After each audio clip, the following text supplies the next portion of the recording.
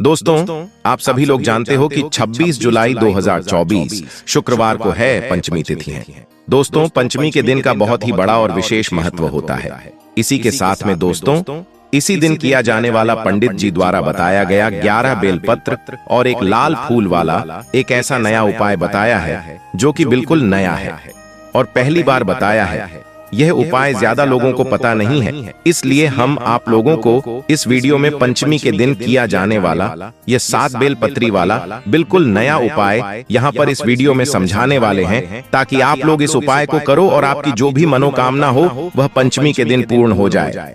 ना तो दोस्तों, इस 11 बेलपत्र और एक गुलाब के लाल फूल वाले उपाय को आपको कैसे करना है, किसको करना है, किस समय करना है, ये आइए हम लोग इस वीडियो में समझते हैं। सबसे पहली बात दोस्तों, यह वाला जो उपाय है ना, यह उपाय जो भी व्यक्ति 11 बेलपति और गुलाब के फूल वाला उपाय पंचमी के दिन कर लेगा भाई, उसकी जो भी मनोकामना होगी वह पूर्ण जरूर होगी।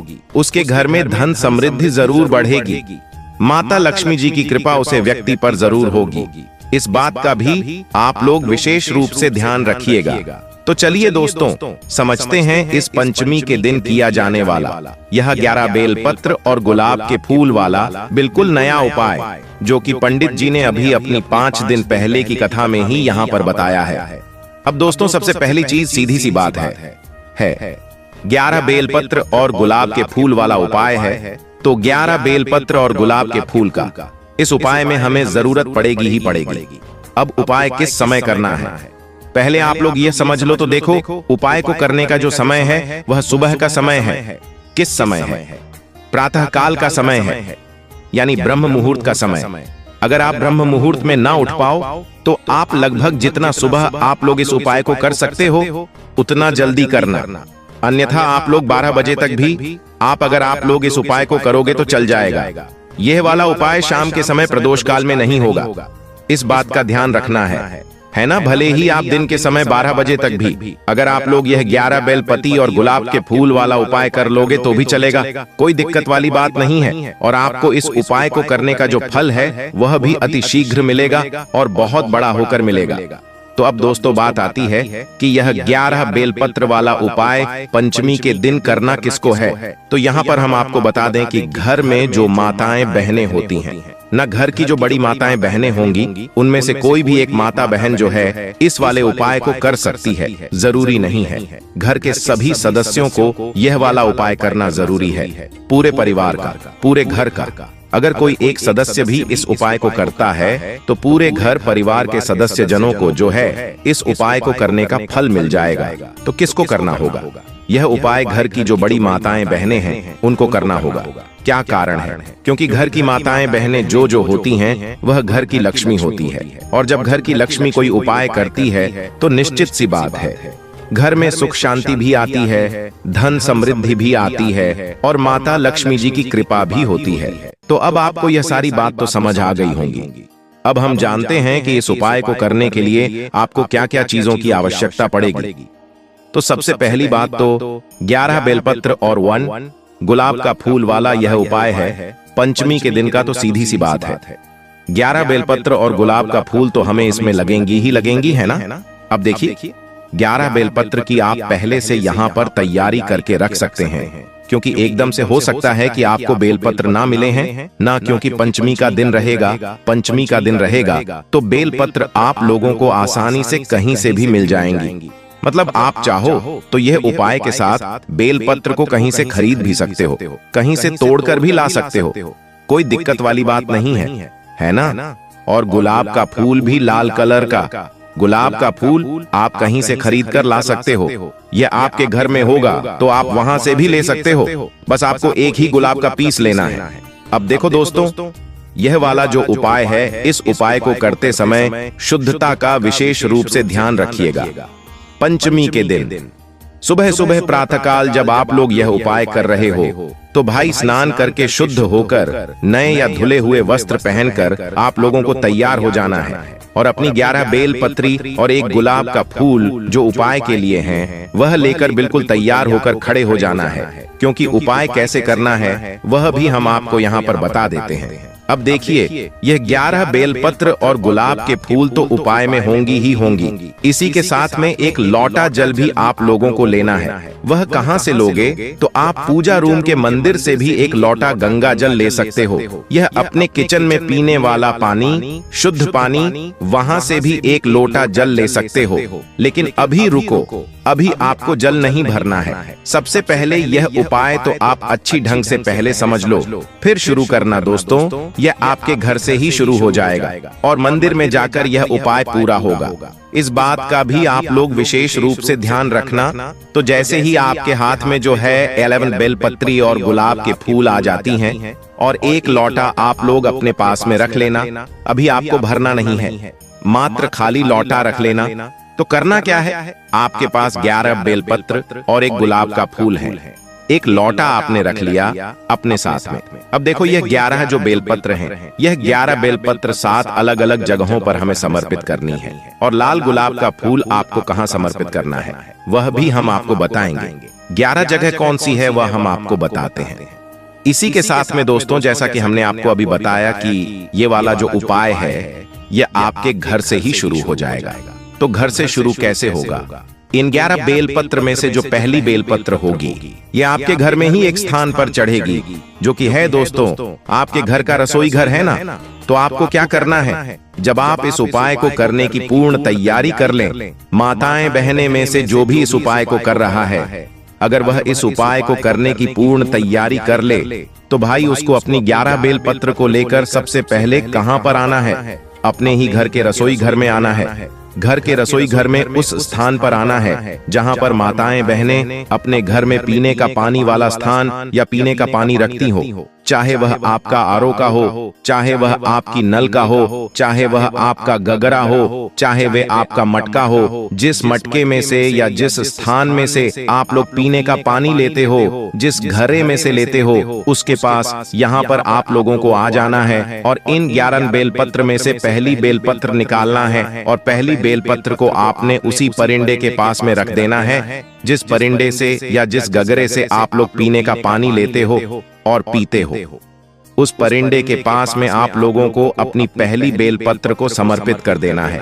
अंदर नहीं डालना है, जल के अंदर नहीं डालना है। उसी गगरे के पास में जहां पर आपका पीने का पानी रखा हुआ है, उसी के पास में एक अच्छी सी जगह देखकर पहली वाली बेलपत्र को आपको वहां पर शिव जी का नाम लेते हुए समर्पित कर देना है। अब जो हमने आपसे बोला था कि एक लोटा आप लोग अभी खाली रखो, उस एक लोटे को जो अभी आपके पास खाली लोटा रखा हुआ है, इस लोटे को आप अपने इसी गगरे में से भर लो, जिस गगरे के पास में अभी आपने जो है इस बेल पत्र को समर्पित किया हुआ है। मतलब कि जहां से आप अपना पीने का पानी भरते हो ना, उसी पानी में से आप लोगों को यह एक लोटा जल अब भर लेना है। पहली बेल पत्र को चढ़ाने के बाद अपना यह एक लोटा जल आपको उसी परिंदे में से, उसी पानी में से भर लेना है, जिस पानी में से आप लोग पीने का पानी लेते हो और जिस पानी के पास में आपने यह पहली बेल पत्र को समर्पित किया है। अब आपने एक लोटा जल भी भर लिया। अब आपके पास बची है कुल 10 बेल पत्र।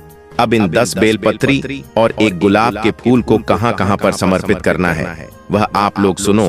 तो देखो, इन 10 बेलपत्र और अपने एक लोटे जल को तैयार करके आप लोग अपने घर से निकल जाना। अब जैसे ही आप लोग अपने घर से निकलते हो तो आपके घर के पास में जो भी एक बेलपत्र का पेड़ हो, जो कि बेलपत्र का बड़ा पेड़ हो, आपके पास 10 बेलपत्र हैं, एक लोटा जल है, इनको अपने साथ में ही रखकर निकलना है। और जो भी एक बेल पत्र का बड़ा पेड़ आपके घर के आसपास जहां पर भी पड़ता है, आपको आप वहां पर चले जाना है, क्योंकि 11 अलग अलग जगह होंगी, 11 अलग अलग बेल पत्र हैं हमारे पास। तो पहली बेल पत्र तो हमने अपने घर के रसोई घर में परिंदे के पास समर्पित कर दी है। अब दूसरी बेल पत्र को लेकर जाओगे आप लोग यहाँ पर बेल पत्र के पेड़ के नीचे। बेल पत्र के पेड़ के नीचे जैसे ही पहुंच जाते हो, वह बेल पत्र का पेड़ बड़ा होना चाहिए, छोटा नहीं होना चाहिए। तो जैसे ही बेल पत्र के पेड़ के नीचे पहुंचते हो अपना, वह बेलपत्र मतलब दूसरे नंबर की जो बेलपत्र होगी उसे निकाल लेना और उसी बेलपत्र के पेड़ के नीचे शिव जी का नाम लेते हुए समर्पित कर देना। समर्पित जैसे ही कर देते हो, अपने दूसरे नंबर की बेलपत्र को इसी बेलपत्र के ऊपर आपने जो अपने साथ में एक लोटा जल लेकर आया हो ना, इसमें से थोड़ा सा जल उस बेलपत्र के ऊपर समर्पित कर देना है। पूरा जल समर्पित नहीं करना है, क्योंकि थोड़ा सा जल आप लोगों को अपने लौटे का इसी बेलपत्र के ऊपर समर्पित कर देना है। जो दूसरे नंबर की बेलपत्र आपने बेलपत्र के पेड़ के नीचे समर्पित करी है, जैसे ही आप लोग थोड़ा सा जल्द समर्पित कर देते हो, अब वहां से भी आपको उठ जाना है। अब आपके पास बची हैं 9 बेलपत्र और एक गुलाब का फूल बचा हुआ जल, जो आपके पास अभी आपने थोड़ा सा चढ़ाया उसमें से है ना। तो अब भाई जो तीसरे नंबर की बेलपत्र है, ये तीसरे नंबर की बेलपत्र को लेकर आप पहुंच जाओगे सीधा अपने घर के पास में जो भी शिव मंदिर हो शिवालय हो, जहां पर शिव जी के शिवलिंग और नंदी विराजित हो, वहां पर पहुंच जाना है। तो जैसे ही तीसरे नंबर की बेलपत्र लेकर आप भगवान शिव जी के मंदिर में पहुंचते हो, तो सीधा शिवलिंग के पास में नहीं जाना है। इस तीसरे नंबर की बेलपत्र को लेकर आपको नंदी बाबा के पास में आकर रुक जाना है ना। इस बात का ध्यान रखना। तीसरे नंबर की बेलपत्र को जैसे ही नंदी बाबा के पास में आकर लाकर रुक जाते हो, तो भाई आप लोग देखना कि नंदी बाबा का एक पैर कोई सा उठा हुआ होगा। देख लेना, कोई उठा हुआ होगा या तो मुड़ा हुआ होगा, है ना। किसी को मुड़ा हुआ भी दिखता है, वह किसी को उठा हुआ भी दिखता है। तो भाई आप लोगों को जो है वह वाला पैर देख लेना, जो मुड़ा हुआ हो या उठा हुआ हो। आपको उस उठे हुए या मुड़े हुए पैर के पास में अपनी यह तीसरे नंबर वाली जो बेलपत्र होगी, इसको समर्पित कर देना है। यह जो तीसरे नंबर वाली बेलपत्र आप लोग नंदी के उठे हुए पैर के पास समर्पित करोगे ना, यहाँ पर आप लोगों को कोई भी जल समर्पित नहीं करना है। इस बात का ध्यान रख लेना, समझ गए। आप लोग तो तीसरे नंबर की बेलपत्र नंदी के उठे हुए पैर के पास आपको समर्पित कर देना है और श्री शिवाय नमस्तुभ्यम 11 बार बोल देना। अब चौथे नंबर की बेलपत्र की बात करते हैं कि यह कहां पर समर्पित होगी। तो ये जो बेलपत्र है, ये आपको लेकर आ जाना है भगवान शिव जी के शिवलिंग के पास में। तो शिवलिंग जहां पर विराजित हो, वहां पर आप लोगों को आज ना है, और शिवलिंग के ऊपर आप लोग सबसे पहले माता अशोक सुंदरी जी का स्थान आप लोग देख लेना, समझ लेना, किसी से पूछ लेना, हम आपको बता देते हैं। जब भी कि जो माता अशोक सुंदर जी का स्थान है ना, वह जलाधारी के बिल्कुल बीचों बीच में होगा। जलाधारी कहां पर होती है? शिवलिंग रखा हुआ होता है। जलाधारी के ऊपर जो जलाधारी होती है, जहां से जल बहता हुआ जाता है और नीचे गता है। तो जो जलाधारी होगी, जलाधारी के बिल्कुल बीचों बीच का जो हिस्सा होगा, वह हो माता अशोक सुंदरी जी वाले स्थान पर समर्पित कर देना है चौथे नंबर की बेलपत्र को। और डंडी का मुख जलाधारी की तरफ होगा, जहां से जल बहता है और नीचे करता है। तो और जो बीच वाली बड़ी बत्ती का मुख है, वह शिवलिंग की तरफ होगा। तो यह अपनी चौथे नंबर की बेलपत्र को आपको, तो यहाँ पर भी आप लोगों को थोड़ा सा जल माता अशोक चंद्र जी वाले स्थान पर बेलपत्र को समर्पित करने के बाद इसी बेलपत्र के ऊपर समर्पित कर देना है थोड़ा सा जल। इसके बाद में आपको श्री शिवाय नमस्तुभ्यम कम से कम 5 बार बोलना। दोस्तों अब बात करते हैं हम लोग 5वें नंबर की जो बेलपत्र है उसके बारे में। अब दोस्तों जो 5 नंबर की आपकी बेलपत्र होगी, उसे निकाल लेना और इस 5वें नंबर की बेलपत्र को आपको माता जगदम्बा जी के या पार्वती जी के हस्त कमल पर समर्पित करना है।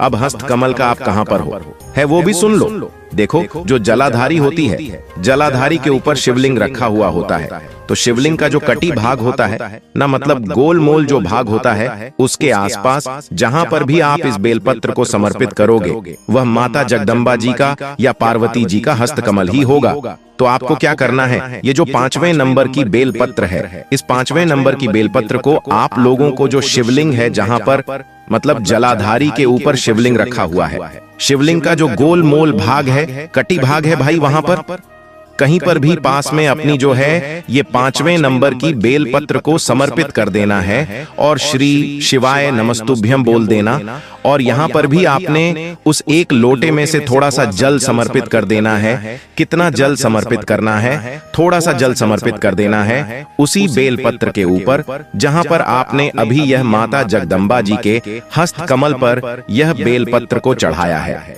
तो यहाँ पर आप लोगों की कुल मिलाकर हो गई है 5 बेलपत्र। अब आपकी जो छठी बेलपत्र चढ़ेगी वह कहां पर चढ़ेगी?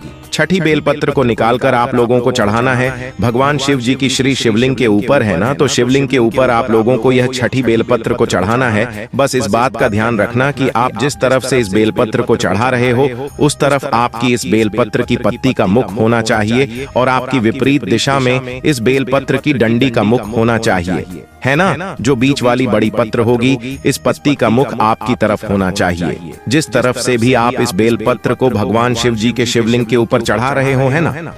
तो शिवलिंग के ऊपर जैसे ही आप लोग इस बेलपत्र को चढ़ा देते हो तो इसके ऊपर भी, इसी बेलपत्र के ऊपर भी आपको थोड़ा सा जल यहाँ पर वापस से समर्पित कर देना है।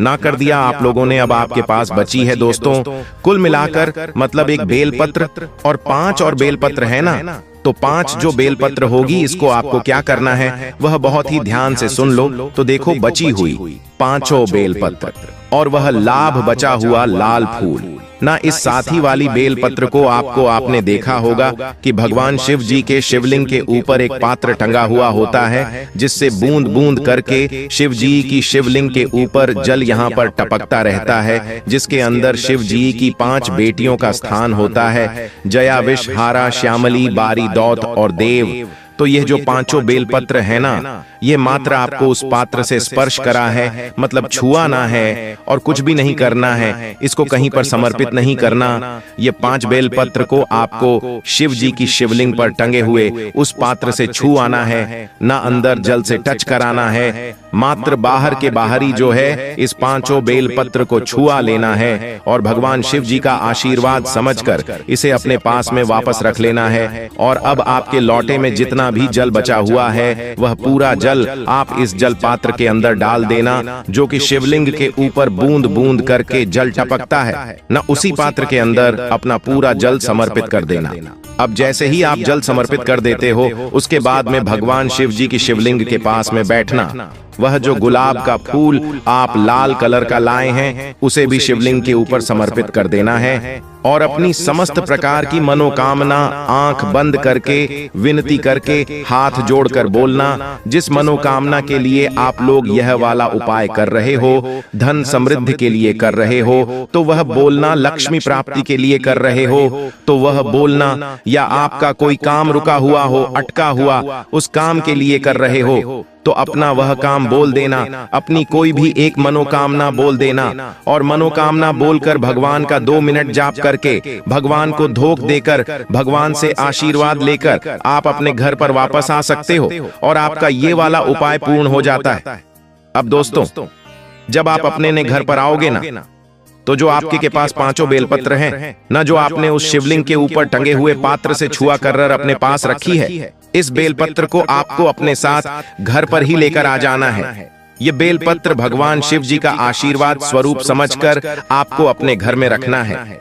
ये बेलपत्र आपके घर में सुख शांति लाएगी, धन समृद्धि बढ़ाएगी और साथ ही में आपके घर में कभी भी पैसों की धन की कमी नहीं होने देगी। यह बेलपत्र भगवान शिव जी का आशीर्वाद सदैव आपके घर पर बनाई रहेगी, है ना। तो इसीलिए दोस्तों 5 बेलपत्र को आपके घर में हमेशा आप सुरक्षित करके रखना। यह बहुत ही भगवान शिव जी का आशीर्वाद आपके लिए रहेगा क्योंकि इस उपाय को आप लोग पंचमी के दिन कर रहे हो। साथ ही में दोस्तों जब यह वाला उपाय पंडित जी बता रहे थे तो पंडित जी ने यह भी बोला कि इस बेलपत्री के माध्यम से आप भगवान शिव जी से यह भी प्रार्थना करना कि वह आपको जो है सीहोर तक पहुंचा दे, क्योंकि सावन के महीने में सीहोर में रुद्राक्ष जो महोत्सव है वह शुरू होने वाला है, कथा होने वाली है।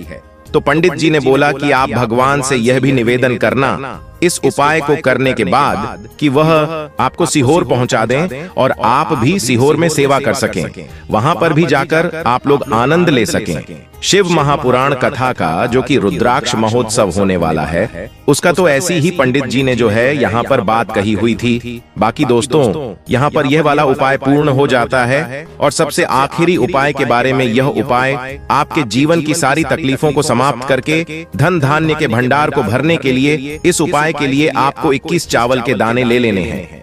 21 चावल के दाने कहीं से भी टूटे हुए नहीं होने चाहिए, खंडित नहीं होने चाहिए। फिर इसी के साथ आपको 11 हरे मूंग के दाने ले लेने हैं, यानी हरे सा मूंग के दाने ले लेने हैं, जिसे कहीं कहीं पर हरे खड़े मूंग के दाने कहते हैं। फिर इसके बाद सबसे आखिर में आपको 11 बेलपत्र ले लेनी है। बेलपत्र भी कहीं से कटी फटी नहीं होनी चाहिए। देखिए, पंचमी के दिन आपको यह तीनों सामग्री कहीं ना कहीं से एकत्र जरूर कर लेनी है। अब यह सारी सामग्री लेकर आपको शिवालय पहुंच जाए हैं। इस उपाय को आप शाम को प्रदोष काल के समय में ही करेंगे। देखिए, शिवालय पहुंचने के बाद सबसे पहले शिवालय की जो चौखट होती है, वहां पर आपको यह अतीश चावल के दाने समर्पित कर देने हैं और श्री शिवाय नमस्तुभयम मंत्र का स्मरण कर लेना है। शिवालय की जो चौखट होती है, जहां आप अंदर प्रवेश करते हैं, उसके दाहिने साइड या बाएं साइड या कहीं पर भी, चौखट के ऊपर कहीं पर भी आप ये 3 चावल के दाने समर्पित कर दीजिए। इसके बाद आप अंदर जाइए और शिवलिंग के सामने जो नंदी महाराज होते हैं, यानी जो नंदीश्वर भगवान होते हैं, उनका का जो पैर उठा हुआ रहता है, उसके बगल में आपको 3 हरे मूंग के दाने समर्पित कर देने हैं। जो पैर उठा हुआ रहता है, उसके बगल में 3 हरे मूंग के दाने समर्पित कर दीजिए और श्री शिवा नमस्तुभयम मंत्र का स्मरण कर लीजिए। इसके बाद आप जो 3 बेलपत्र लेकर आए हैं, उनको जो शिवलिंग में माता अशोक सुंदरी वाला स्थान होता है, वहां पर समर्पित कर देना है। माता अशोक सुंदरी वाले स्थान पर 11 बेलपत्र समर्पित कर देना है। बेलपत्र की डंडी बाहर की तरफ रहेगी और बेलपत्र की चिकनी साइड वाला हिस्सा नीचे की तरफ रहेगा। इसके बाद फिर से आपको श्री शिवाय नमस्तुभ्यम मंत्र का स्मरण करते हुए अपनी मनोकामना का स्मरण कर लेना है। पूज्य गुरुजी ने कहा कि पंचमी के दिन में जो भी व्यक्ति यह 3 या एव वाला उपाय कर लेता है, तो उसके जीवन के सारे संकट समाप्त हो जाते हैं और उसको भी धन धान्य की प्राप्ति होती है। देखिए दोस्तों, इतना शक्तिशाली है कि जिन माता बहनों ने इस उपाय को किया है, उसे उन्हें 100% इसका फल मिलता ही मिलता है। देखिए दोस्तों, एक बार विश्वास के साथ इस उपाय को करके देखो ना, आपको सफलता न मिले तो कहना। अगर कोई दिक्कत हो, परेशानी हो तो कमेंट बॉक्स में जाकर पूछ सकते हैं। चलिए जानते हैं अगले उपाय के बारे में। आगे आपको करना क्या है, जिससे आपकी नौकरी में चल रही है समस्त प्रकार की परेशानियां, दिक्कतें दूर हो जाएंगी।